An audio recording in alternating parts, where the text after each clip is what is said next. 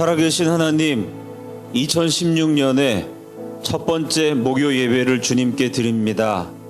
오늘 한 해 살아가는 가운데 어디에서나 하나님을 찬양하고 제단을 쌓으며 제물을 드리고 기도의 향을 피워 올리면서 예배하는 신앙인들 되어지도록 우리 모두를 인도하여 주시옵소서. 예수님 이름으로 기도드립니다. 아멘. 하나님의 말씀 구약성경 창세기 15장입니다. 17절에서 21절까지의 말씀을 보겠습니다.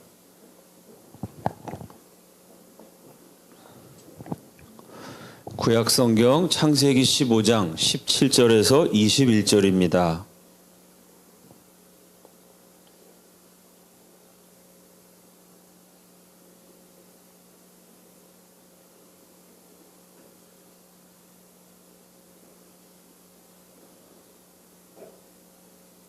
창세기 15장 17절에서 21절 한 목소리로 다 함께 읽습니다. 해가 져서 어두울 때에 연기나는 화로가 보이며 타는 횃불이 쪼갠 고기 사이로 지나더라. 그날에 여호와께서 아브라함과 더불어 언약을 세워 이르시되 내가 이 땅을 애굽 강에서부터 그 큰 강 유브라데까지 네 자손에게 주노니 곧 겐 족속과 그니스 족속과 간몬 족속과 헷 족속과 브리스 족속과 르바 족속과 아모리 족속과 가나안 족속과 기르가스 족속과 여부스 족속의 땅이니라 하셨더라. 아멘. 작년까지 개척자 아브라함이란 주제로 7번 말씀을 나눴습니다. 오늘은 8번째 시간입니다. 은혜로 세우신 언약이라는 제목으로 하나님의 말씀 함께 나누겠습니다. 창세기 15장은 아브라함 시대에 언약을 맺는 장면입니다. 개인과 개인이 중요한 약속을 할 때, 혹은 나라와 나라가 조약을 맺을 때, 오늘 성경에 나온 것처럼 짐승을 잡아서 쪼갰습니다. 짐승을 자른 이유는 무엇일까요? 고대 세계 언약의 예를 하나 살펴보죠. 기원전 8세기 아시리아 왕 아슈르 니라리 6세와 비트 아구시의 왕, 옛날 이름들입니다. 마티 일루, 고대 세계 아시리아와 비트 아구시라는 나라의 두 왕이 계약을 맺었습니다. 그 역사적 기록이 지금도 남아 있어요. 그들은 염소의 머리를 딱 잘라놓고 엄숙하게 선언했습니다. 이 머리는 염소의 머리가 아니라 마티일루의 머리요, 그의 아들들과 신하들 및 백성들의 머리이다. 만약 여기 적힌 약속들 중 어느 하나라도 어길 경우에는 이 염소의 머리가 잘려진 것처럼 그들의 머리도 잘려질 것이다. 표현이 좀 무시무시합니다. 언약을 맺는데 이 수많은 약속의 내용 가운데 단 하나라도 어기면 마티일루라는 사람의 머리를 자르고요, 그 사람의 가족들의 머리도 자르고요, 그가 왕이니까 그에게 속한 신하, 그를 호위했던 군대, 그를 따르던 백성 전체의 머리를 이 염소처럼 자른다. 그런 뜻으로 제물의 머리를 자르고 언약을 맺었습니다. 계약 하나에 내 모가지 뿐만 아니고요, 내 와이프, 자식, 후손들 뿐만 아니고요, 내가 거느리는 군사들 더하기 나를 따르던 모든 백성들의 모가지가, 글자 그대로 머리가 다 달려 있습니다. 수많은 사람들의 머리가, 모가지가 생명이 걸린 약속이라면 반드시 지켜야 됩니다. 그래서 언약을 맺을 때 짐승을 모아놓고 쪼갠 거예요. 이 약속 가운데 하나라도 어기면 이 짐승처럼 내 모가지가 잘라진다. 수많은 목을 걸고 하는 약속, 반드시 지켜야 되는 약속입니다. 오늘의 본문이 이처럼 중요한 약속을 소개하고 있습니다. 창세기 15장 7절입니다. 또 그에게 이르시되 나는 이 땅을 내게 주어 소유를 삼게 하려고 너를 갈대아인의 우르에서 이끌어낸 여호와니라. 하나님께서 아브라함에게 땅을 주신다고 약속하셨습니다. 땅이 있어야 집을 짓고 살 수가 있습니다. 땅이 있어야 농사도 짓고 목축도 할 수 있습니다. 땅이 있어야 문화를 꽃피우고 문명을 건설할 수 있죠. 아브라함 시대에 땅이 있으면 자유인입니다. 땅이 없으면 노예이고 떠돌입니다. 한마디로 그 당시에 땅이 있으면 나머지는 다 해결이 됩니다. 그런데 하나님은 그 땅을 아브라함에게 주시겠다고 약속하셨어요. 땅은 곧 축복을 의미합니다. 아브라함 한 사람을 위한 땅을 주시겠다고 해도 대단한 말씀입니다. 그런데 우리가 믿는 하나님은요, 감히 사람의 머리로 담을 수 없을 만큼 사람의 상상력으로 다 그려볼 수 없을 만큼 크신 분이십니다. 광대하신 하나님이십니다. 그래서 아브라함이 상상도 못할 엄청난 땅을 주시겠다고 약속하셨어요. 아브라함 한 사람이 평생 동안 살 수 있는 땅이 아닙니다. 그의 후손이 쓸 수 있는, 그의 후손이 장차 창대한 민족을 이룰 텐데 그 민족이 쓸 수 있는 광활한 대지를 약속하셨습니다.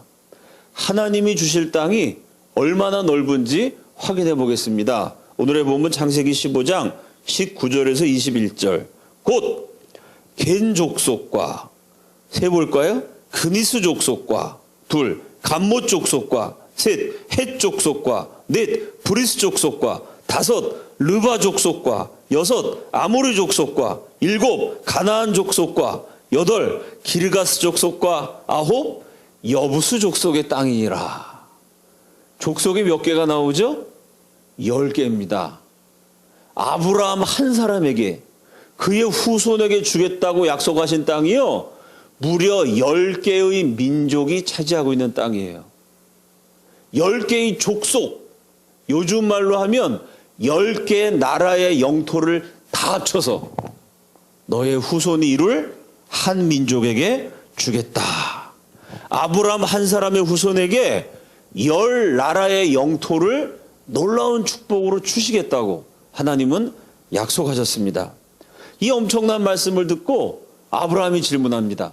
하나님이 그런 광활한 대지를, 상상도 못하는 땅을, 쳐다봐도 끝이 보이지 않는, 끝없이 뻗어가는 지평선 같은 그 광활한 대지를 저에게 주신다는 것을 제가 어떻게 확신할 수 있겠습니까?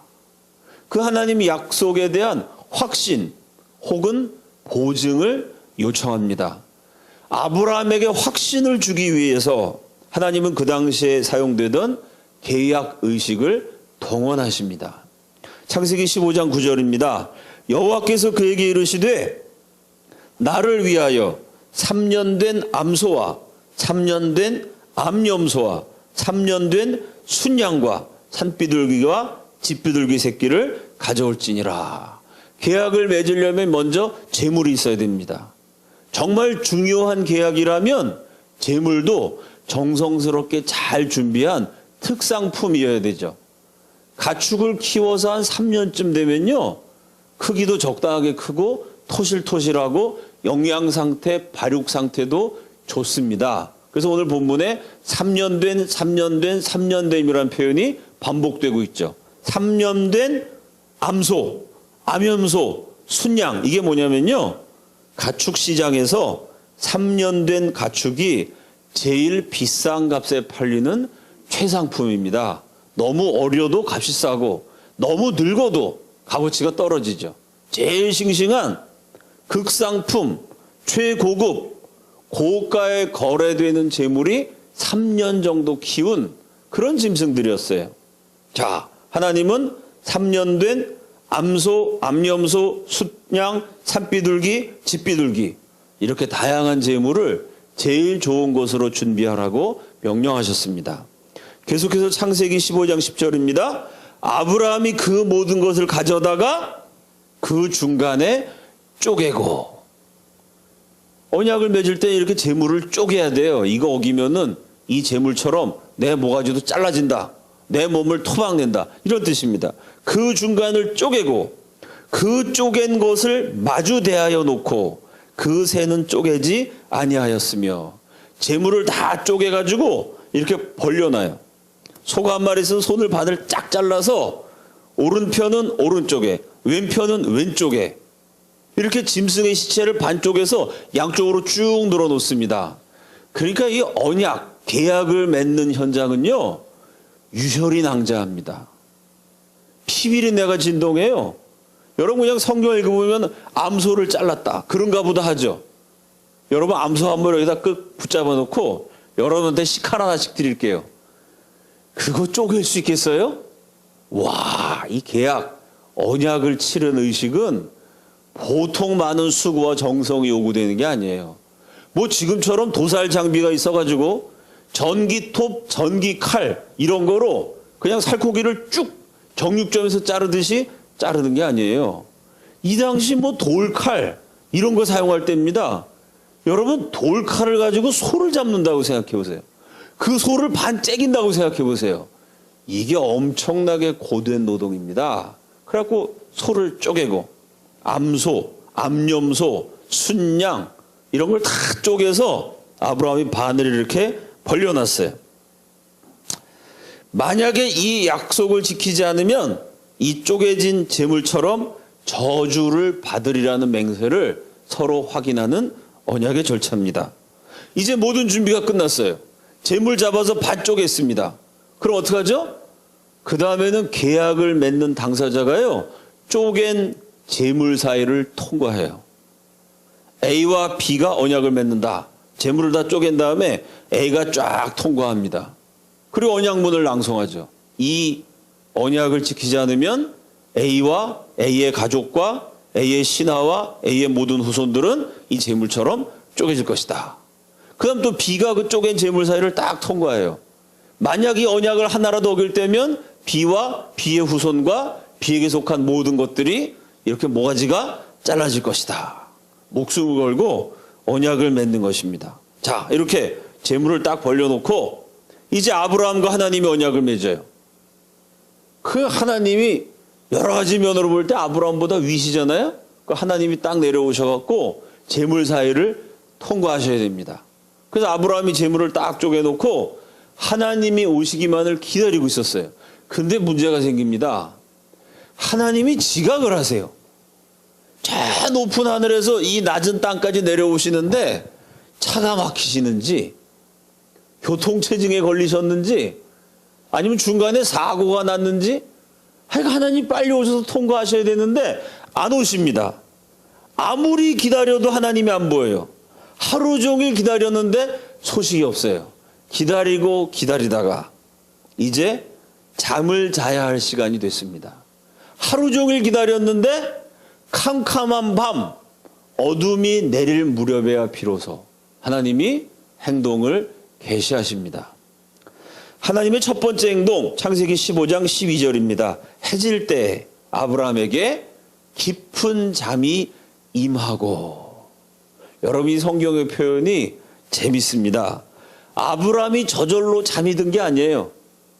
해질 무렵에 아브라함이 깜빡 잠들어서 이게 아닙니다. 깊은 잠이 아브라함에게 임했어요. 이건 무슨 얘기죠? 아브라함이 능동적으로 잠을 잔 게 아니고 잠이 그에게 찾아와서 잠이 그를 지배해서 잠이 그에게 임해서 어쩔 수 없이 잠들어 버렸습니다. 그러면 누가 잠이 임하게 하셨을까요? 하나님이십니다. 여기에 쓰인 잠이라는 단어에는 초자연적인 의미가 담겨 있습니다. 그냥 피곤해서 잠드는 자연적인 수면이 아닙니다. 하나님이 초자연적인 방식으로 아브라함을 확 잠들어 버리게 만드셨다는 뜻입니다. 똑같은 단어가 창세기 2장 21절에도 쓰였어요. 여호와 하나님이 아담을 깊이 잠들게 하시니 잠들매. 하나님이 아담을 잠들게 하신 장면이 있어요. 창세기 2장에. 그 아브라함이 아니죠. 아담을 재워 놓으신 다음에 하나님 무슨 일 하셨죠? 기억나세요? 그 아담의 갈빗대를 쑥 뽑으셨어요. 하나님이 아담을 얼마나 깊게 잠들게 하셨는지요. 세상에 잠자느라고 갈빗대가 하나 나간데도 몰랐어요. 갈빗대가 하나 빠져나가는데도 모르고 잠들 만큼 하나님이 강력한 마취제를 꽉 놓으신 것입니다. 갈빗대를 뽑아서 하와, 여자를 만드셨죠. 어찌나 깊게 잠들게 하셨는지 갈빗대가 뽑혀나가도 몰랐어요. 인간의 힘으로는 도저히 깨어날 수 없는 잠입니다. 하나님의 행동, 첫째로 강력한 수면 주사를 콱 놓으셨어요. 둘째로 창세기 15장 17절입니다. 해가 져서 어두울 때에 연기 나는 화로가 보이며 타는 횃불이 쪼갠 고기 사이로 지나더라. 하나님이 재물 사이를 통과하셨습니다. 언약에 대한 약속에 행동을 하셨어요. 재물 쪼개놓고 당사자가 통과하는 겁니다. 캄캄한 밤에 여러분 이 장면을 연상해 보세요. 정말 근사합니다. 저 하늘로부터 불꽃이 맺어요. 이 횃불이 캄캄한 밤에 쪼갠 잼을 유혈이 낭자하는 그 사이를 불길이 휘 지나갔습니다. 이제 하나님이 지나가셨으니 다음은 아브라함이 지나가면 됩니다. 그것으로 계약이 성립되죠. 그 하나님 불꽃이 휙 지나갔어요. 그 다음에 아브라함이 지나가야 되는데 지금 아브라함은 뭐 하고 있죠? 잠자고 있습니다. 이 잠은 피곤해서 잠깐 좋은 게 아니에요. 피곤해서 잤다면 뭐가 얼굴이 뜨거워. 눈을 떠보니까 횃불이 휙 지나갑니다. 하나님 지나가셨구나. 잠 깨야지. 내가 일어나야지. 자다가 벌떡 일어나서 아브라함이 재물 사이를 통과할 수 있는 그런 잠이 아니에요. 이거는 갈빗대가 뽑혀져 나가도 모르는, 세상 모르고 잠자는, 하나님이 초자연적인 마취 주사들 콱 나가지고 그냥 의식불명으로 골아 떨어져 버린 잠입니다. 그래, 하나님의 불꽃이 지나갔는데 그 다음 아브라함이 지나가야 되는데 아브라함이 지나갈 수 있을까요, 없을까요?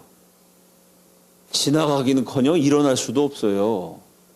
하나님이 강력하게 잠들게 하셔서 깰 수가 없습니다. 자, 아브라함은 그냥 확 재워놓으시고 하나님이 세 번째로 행동하십니다. 창세기 15장 18절입니다.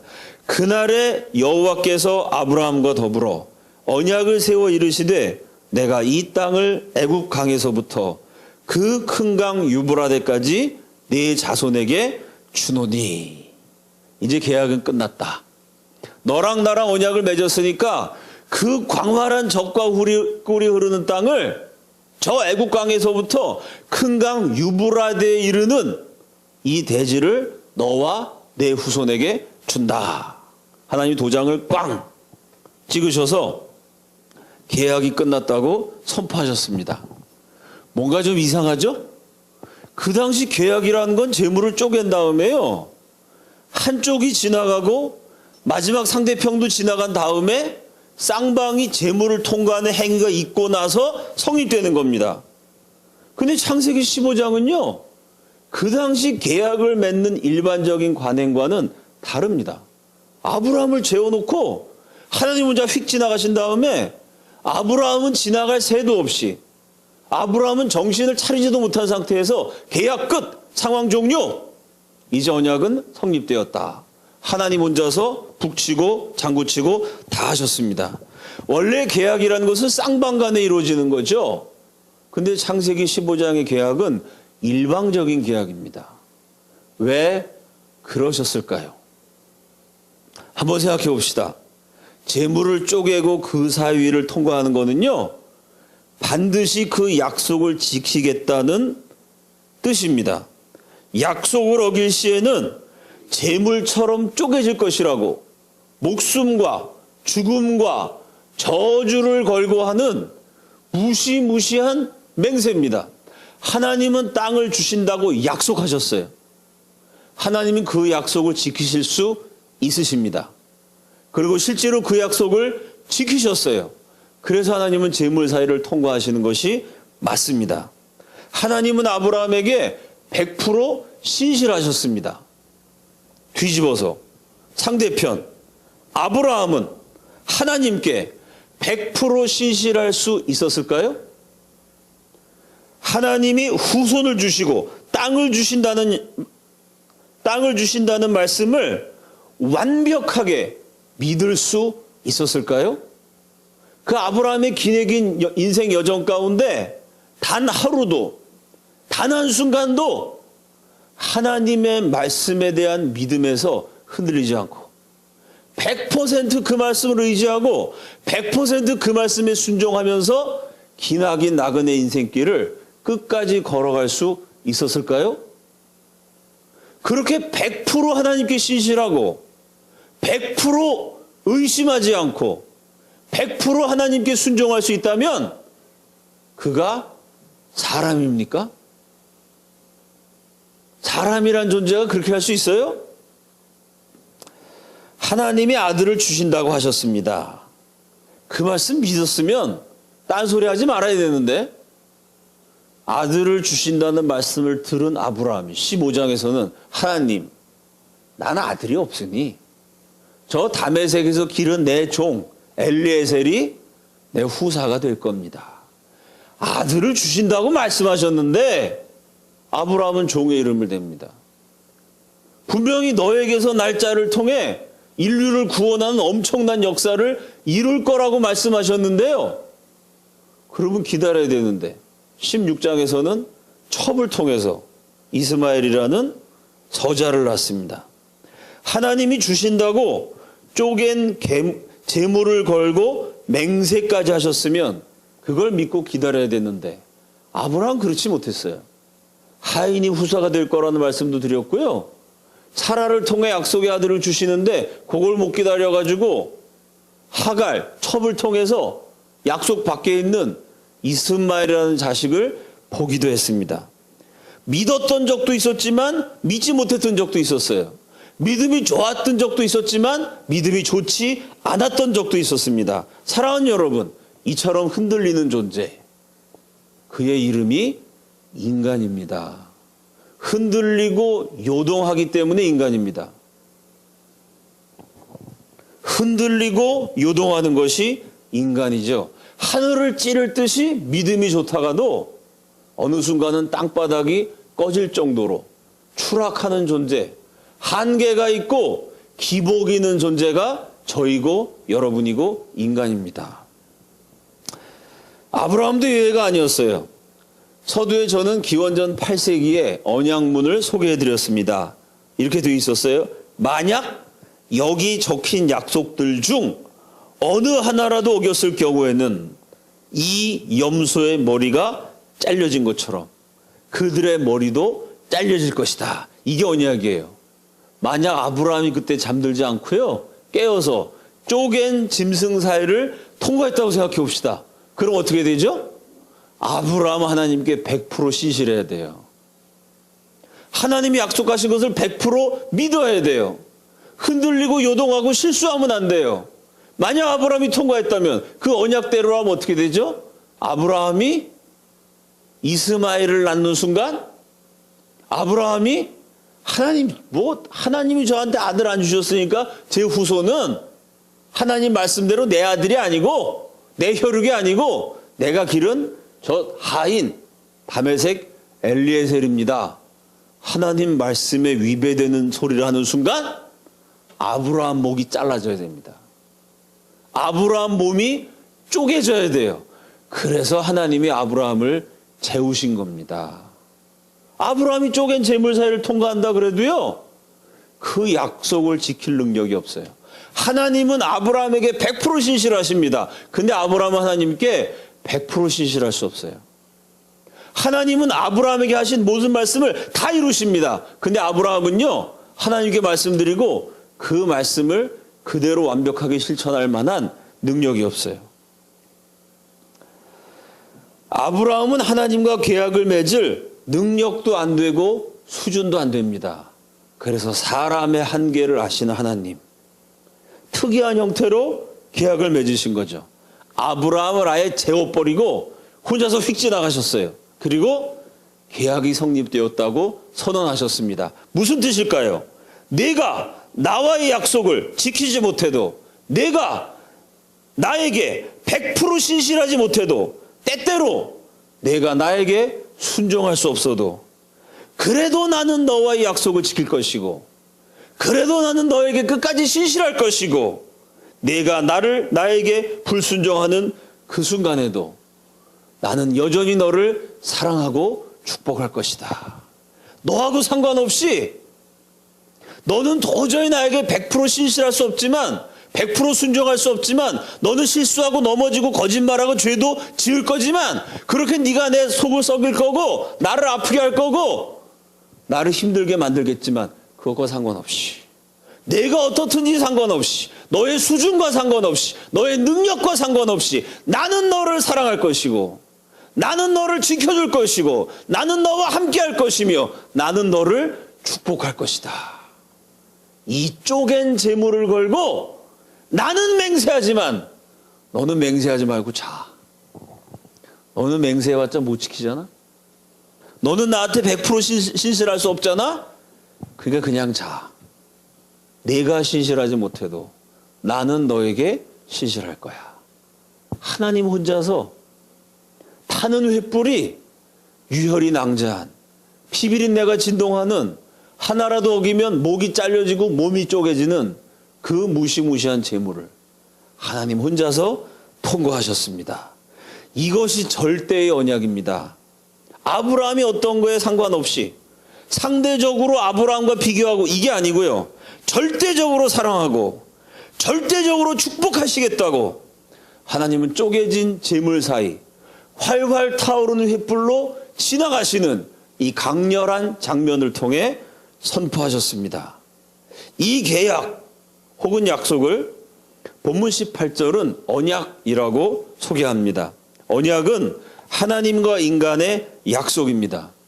절대자이시고 변함이 없으신 하나님이 일방적으로 맺으신 약속입니다.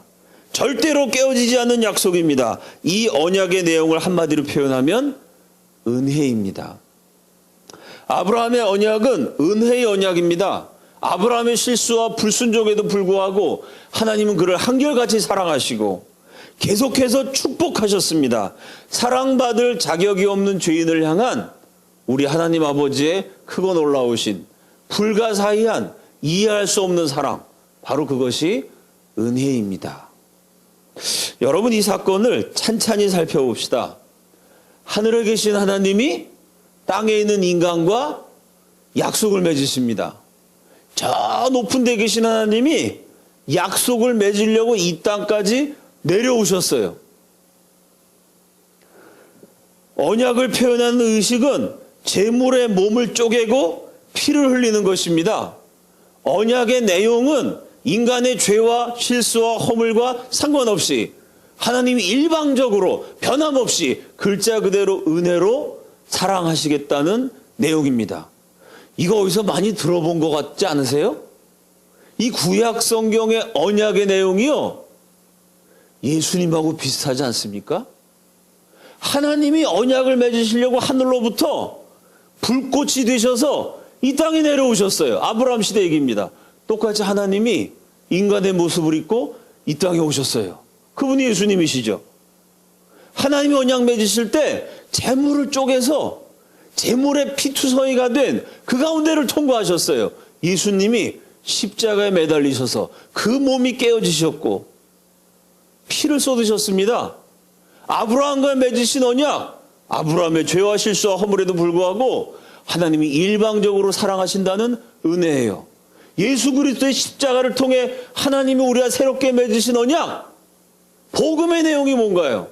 내 행위가 아니고 내 공로가 아니고 내 의가 아니고 오직 하나님의 은혜로 내 죄를 대신해서 십자가에서 죽으신 예수 그리스도의 보혈의 공로로 우리를 구원해 주시겠다는 놀라운 은혜의 내용입니다. 이 아브라함과 하나님의 언약에서 우리는 십자가의 모형을 발견합니다. 우리가 죄 용서받고 하나님의 자녀가 되는 것, 내 공로가 아닙니다. 내 업적이 아니에요. 아브라함이 한 일은 아무것도 없습니다. 그냥 잠들어 버렸어요. 근데 하나님의 은혜로 그를 축복하셨습니다. 마찬가지로 내 죄 문제 해결하기 위해서 내가 할 수 있는 거 아무것도 없어요. 근데 내가 태어나기도 전에 예수님이 내 이름을 부르면서 나를 대신해서 십자가에서 죽으셨습니다. 그 예수를 믿는 자마다 하나님의 언약에 동참하는 은혜의 자녀로 거듭나게 될 줄로 믿습니다. 아브라함의 언약, 예수님의 언약, 절대적인 사랑이고 절대적인 은혜입니다. 하나님이 절대 사랑을 나에게 주셨다면 나는 상대적인 존재가 될까요? 절대적인 존재가 될까요? 제 질문이 어려우세요? 절대적인 사랑을 받은 내가 상대적인 존재. 상대적인 존재라는 건 뭐죠? 비교한다는 거예요. 내가 상대적인 존재라고 하나님 나를 딱 보시고 내가 너를 축복하는 것보다 쟤를 축복하는 게 더 수지 맞겠다. 상대적으로 너를 사랑하는 것보다 너보다 훨씬 똑똑하고 이쁜 아이를 사랑하는 게 나한테는 훨씬 더 유익이 되겠다. 상대적으로 네가 잘할 때는 내가 축복해 주지만 네가 못할 때는 상대적이니까 내가 너를 축복할 수 없다. 이게 상대적이라는 거예요. 이해가 되시죠? 상대적이라는 건 달라질 수 있다는 거예요. 비교할 수 있다는 거예요. 내가 다른 사람과 비교 대상이 돼서 하나님의 사랑과 축복을 받기 위해서 경쟁해야 된다는 거예요. 내가 잘못하면은 그 하나님의 사랑과 축복과 은혜를 잃어버릴 수 있다는 거예요. 이게 상대주의적인 개념입니다. 하나님은 그런 상대가 아니라 절대로 나를 사랑하신다고 약속해 주셨습니다. 아멘이시죠? 나의 불순종에도 불구하고 하나님이 나를 사랑하신다면 그 절대 사랑을 받은 자라면 나는 절대적인 존재입니다. 나는 절대적으로 가치 있는 존재입니다. 내가 없으면 큰일 나요. 왜? 내가 잘나서가 아니고 나는 잘난 게 없는데 하나님이 나를 절대적으로 사랑해 주셨기 때문에 그 하나님의 절대 사랑, 절대 은혜의 대상이기에 내 인생이 의미가 있는 것입니다. 거기에 내가 살아가야 될 이유가 있고요. 내가 소중하다고 고백할 수 있는 당당한 자부심의 근원이 있는 것입니다. 상담자들이 주목하는 사례 중에 unwanted baby, 환영받지 못한 아이, 원치 않았는데 태어난 아이가 있습니다. 참 unwanted baby인 경우에 참 여러 가지 내면에 크고 작은 문제들이 생기게 됩니다. 그렇지 않겠어요? 부모가 자식을 간절히 원했어요. 뱃속에 있을 때부터 이 애 목소리에 귀를 기울이고 배에다가 손을 얹고 기도하고 그렇게 기다렸다가 아이가 태어났어요. 그 바라던 아이니까 얼마나 기뻤겠습니까? 기뻐서 사랑을 마구마구 퍼주었습니다. 부모가 원해서 태어나서 사랑을 무지하게 많이 받으면서 자라도요, 그래도 인생이 쉽지 않습니다. 근데 뒤집어가지고 이 아이를 아무도 원치 않았어. 어쩌다가 실수로 덜컥 애가 생겨버렸네. 아니 원치 않는 애가 생기는 바람에 엄마하고 아빠가 싸워. 이 애를 지우자 말자, 지우자 말자. 인간은 영적인 존재입니다. 그러니까 우리 조상들이 옛날부터 여자가 아이를 뵈면 문지방 넘는 것도 조심한다 그러잖아요. 이 태아가 다 알고 느낀다는 거죠. 그 시중에 나가보면 태교 음악이 지금도 많이 팔리고 있습니다. 그럼 여러분 이 뱃속에 있는 애가 뭔지를 잘 모르지만 영적인 존재니까 느끼죠. 애가 뭘 느껴요? 엄마랑 아빠랑 싸우는구나. 싸운 주제가 뭐죠? 나를 죽일까 살릴까? 죽일까 살릴까? 뱃속에서부터 애가 얼마나 긴장하겠습니까? 태아는 뱃속에서부터 몸이 만들어져요. 눈이 막 생겨요. 손가락이 생깁니다. 몸에 장기가 하나하나 생기는데 팔다리가 만들어질 때 어떤 상황에서 만들어져요? 사랑과 축복이 아니고요. 얘를 죽일까 살릴까? 지울까 말까? 그렇게 엄마 아빠가 의논하는 중에 눈도 생기고 코도 생기고 신체 기관이 생기면 이게 생길 때부터 긴장하게 됩니다. 아이가 벌벌벌벌 떨어요. 공포에 휩싸인 채로 뱃속에 있다가 그 공포와 불안 속에서 출생하게 됩니다. 그러니 공포와 두려움에 찌든 아이가 자라나면서 여러 가지 내면적인 참 문제를 일으키고 고생을 많이 하게 됩니다. 제가 그런 분들을 참 다양하게 여러 명 만났습니다. 몇 년 전에 날짜도 제가 기억해요. 12월 26일 캘리포니아에서 고등학생들 대상으로 내적 치유 세미나를 했습니다. 첫날 집회가 딱 마치고 17살 예쁘장한 여학생이 상담을 하겠다고 저를 찾아왔어요. 목사님, 올해 크리스마스를 제가 100일 전부터 카운트했어요. 달력에다가 수능 100일, 99, 98 뭐 이렇게 카운트하는 것처럼요. 달력에다가 100, 99, 98, 97 크리스마스 12월 25일 오기를 100일 전부터 카운트했다는 거예요. 제가 왜 그랬는지 아세요? 글쎄 왜 그랬니? 다시 물었더니 죽으려고요. 25일 날 100, 99, 98, 97 카운트다 0. 12월 25일이 되면 뭐 한국도 그렇지만 미국에선 크리스마스에 파티 신나게 합니다. 친구들하고 근사하게 크리스마스 파티 해가지고 신나게 논 다음에 그날 밤 자살하리라. 자살하려고 100일부터 카운트를 셌다는 거예요. 왜 죽으려고 그랬니? 물어봤더니 그동안 자신이 겪었던 얘기를 쫙 해줘요. 와, 그날 제가 17살짜리가 단지 17살짜리만은 아니라는 걸 알았어요. 17년.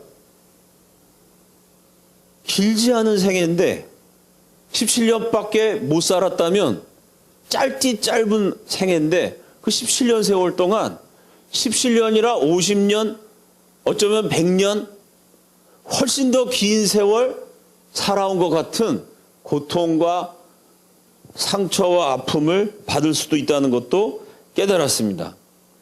이 여학생의 저를 상담했던 그 자매의 어머니는 아버지하고 결혼할 생각이 전혀 없었대요. 근데 어쩌다가 덜컥 실수로 애가 생겼습니다. 그 애를 지우려고 몇 번 노력했는데 그 남자가 제발 애까지 생겼으니 같이 살아달라고 사정을 해갖고 또 그 당시만 해도 뭐 처녀가 임신하고 뭐 이게 여러 가지로 쉽지가 않았겠죠. 이게 내 운명이구나. 체념을 하고 원래는 절대 그 남자랑 안 살라 그랬는데 덜컥 실수해서 애가 생기는 바람에 어쩔 수 없이 살았다는 거예요. 그게 결혼 생활이 불행했어요. 맨날 싸우고 다투고 헤어지느냐 마느냐 고통스러운 세월을 살아가는 동안 이 어머니 마음속에는 분노가 쌓였겠죠. 그 화풀이를 누구한테 했겠어요? 이 딸내미한테. 너만 안 생겼어도 내가 저 남자랑 결혼 안 했는데 너만 뱃속에 들어앉지 않았어도 내가 더 훨씬 좋은 집에 시집 가갖고 폼나게 살았을 텐데 너 때문에 내가 이 고생을 한다. 네가 생기는 바람에 내 시대 다 망쳤어. 이러고 엄마가 애한테 그렇게 화풀했다는 겁니다. 여러분 그런 말을 들으면서 자라도 이게 참 사람이 건강해지기가 쉽지 않아요. 말만 한 게 아니고 이 엄마가 화가 나면은 어렸을 때 이게 생모인데도요. 아파트 계단에서 애를 밀어가지고 어렸을 때 팔이 부러졌다는 거예요. 애가 찡찡댄다고 귀사대기를 때려가지고 고박이 나갔다는 거예요. 친어머니한테. 그래 원치 않는 아이로 생겨나가지고 너 때문에 내 인생 다 망쳤다. 이런 소리 듣고 엄마한테 밀쳐져서 팔이 부러지고 엄마한테 맞아서 고막이 나가고 그러니 17살짜리가 무슨 인생에 낙이 있고 기쁨이 있겠어요. 그냥 내가 콱 죽어버려야 되겠다. 그런 결심을 했던 거죠. 그 12월 25일 날 파티를 딱 끝나고 죽으려고 그랬는데 거기서 이호 목사님이라고 용하신 분이 오셔서 내적 치유 세미나를 하는데 너 한번 가보지 않을래? 내적 치유 세미나?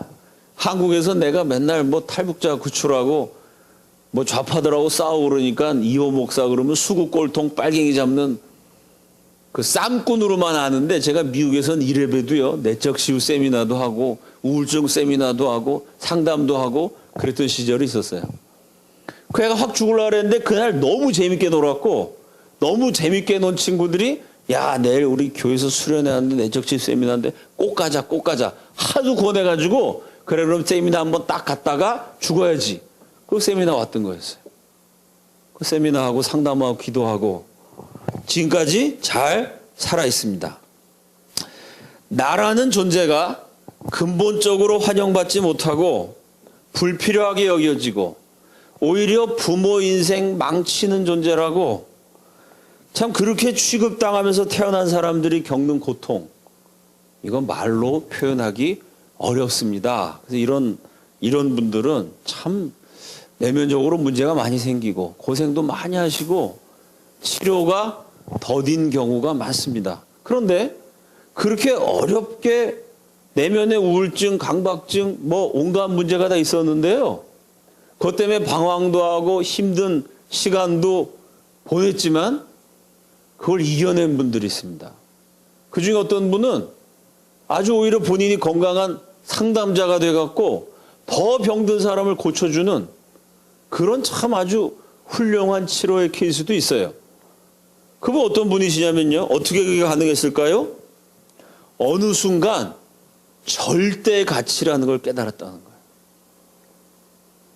하나님의 절대 은혜가 받아들여지는 순간이 있었다는 겁니다. 그분이 이렇게 얘기했어요. 내 부모는 실수했을지 모르지만 부모 입장에서 이거 실수로 애가 생긴 거야. 원치 않는 애인데. 이거 없었으면 좋았을 뻔했는데 확 지워버릴 걸. 부모는 실수했지만 하나님은 실수하셨을까요? 이분이 어느 날 그걸 깨달았다는 거예요. 내 부모는 실수했을지 몰라도 하나님은 실수하지 않으셨다.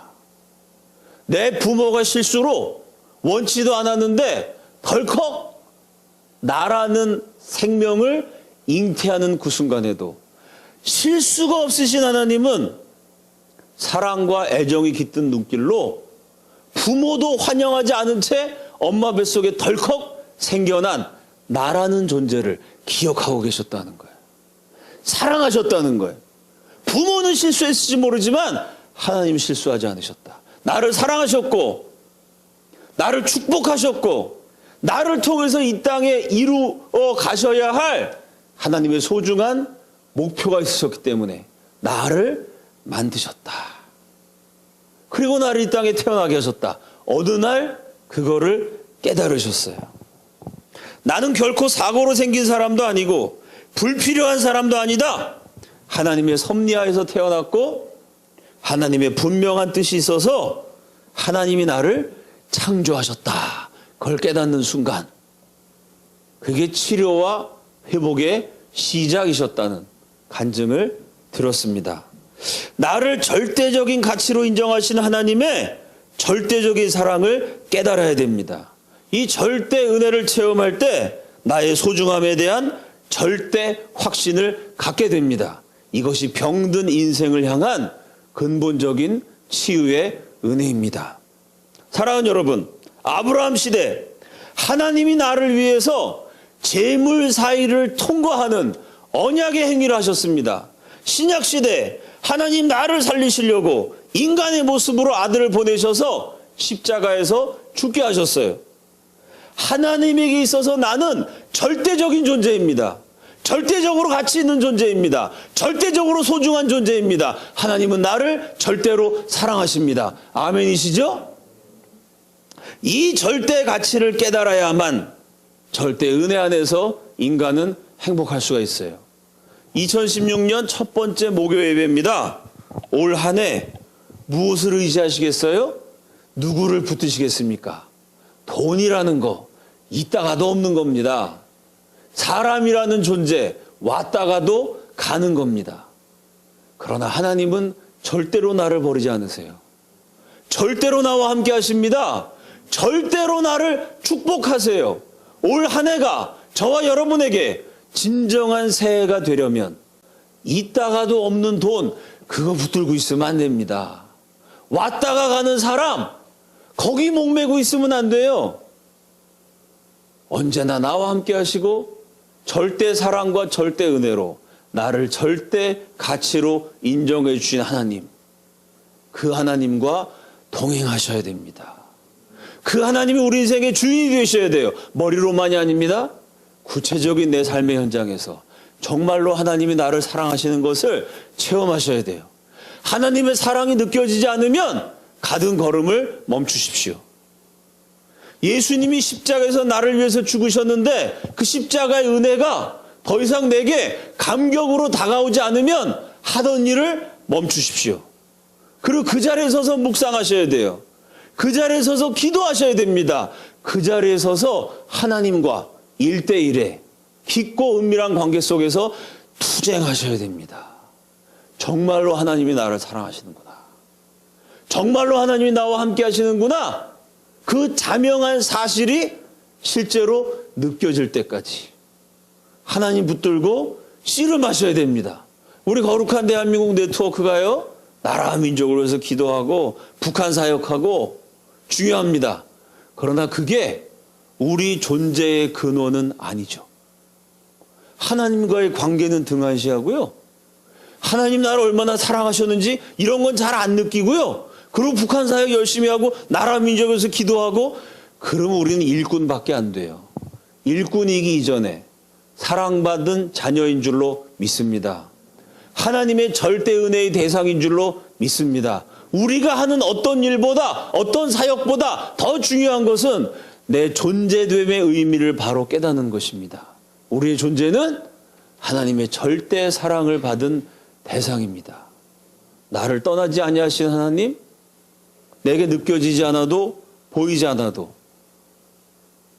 내 생각 속에 감정 속에 어느 순간 먼 것처럼 그렇게 체험되어도 변함없이 내 곁에 계신 하나님, 내가 어떤가에 상관없이 내가 잘하건 못하건 그거 따지지 아니하시고 무조건 사랑하시고 언제나 사랑하시는 절대 은혜, 절대 사랑으로 나와 절대의 언약을 맺으신 하나님, 그 하나님의 손을 붙들고 하나님을 더욱 깊이 알아가고 하나님을 더욱 깊이 사랑하며 그 하나님의 사랑을 더욱 절절하게 체험하는 저와 여러분의 복된 진정한 새해가 될 수 있기를 우리 주님의 이름으로 축원합니다.